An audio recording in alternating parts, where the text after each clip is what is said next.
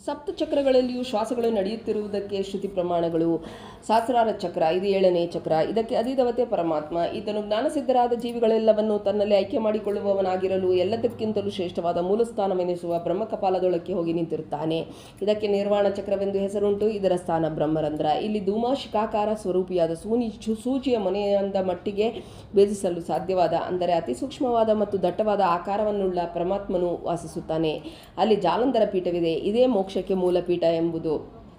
ಈ ಪರಮಾತ್ಮನಿಗೋಸ್ಕರ ಬೆಳಗಿನ ಜಾವ 4:54 ಮೊದಲುಗೊಂಡು ಬೆಳಗ್ಗೆ 6 ಗಂಟೆವರೆಗೂ ಸಹಸ್ರಂ, ಅಂದರೆ 1,000 ಶ್ವಾಸಗಳು ನಡೆಯುತ್ತವೆ. ಆಗಲೇ ಆ ಪರಮಾತ್ಮನಿಗೆ ಹಸಿವು ತೀರುವುದು. ಪರಮಾತ್ಮನಿಗೆ ಹಸಿವು ತೀರಿದ ತಕ್ಷಣವೇ ಪುನಃ ಗುದಸ್ಥಾನದಲ್ಲಿರುವ ವಿಘ್ನೇಶ್ವರನ ಹಸಿವನ್ನು ಕಳೆಯುವುದಕ್ಕಾಗಿ ಶ್ವಾಸವು ಪ್ರಾತಃ ಕಾಲ 6 ಗಂಟೆಗೆ ಸರಿಯಾಗಿ ಆ ಸ್ಥಳವನ್ನು ಸೇರುತ್ತದೆ. ಈ ವಿಧವಾಗಿ 7 ಚಕ್ರಗಳಲ್ಲಿಯೂ ಶ್ವಾಸವು ಪ್ರತಿನಿತ್ಯವೂ ನಡೆಯುತ್ತಾ ಜೀವರಾಶಿಗಳ ಆಯು ಪ್ರಮಾಣವನ್ನು ತೋರಿಸುತ್ತಿರುತ್ತದೆ ಎಂದು ಕಡಪ ಸ್ವಾಮಿಯವರು ತಮ್ಮ ಜೀವ ಬ್ರಹ್ಮೈಕ್ಯ ರಾಜಯೋಗ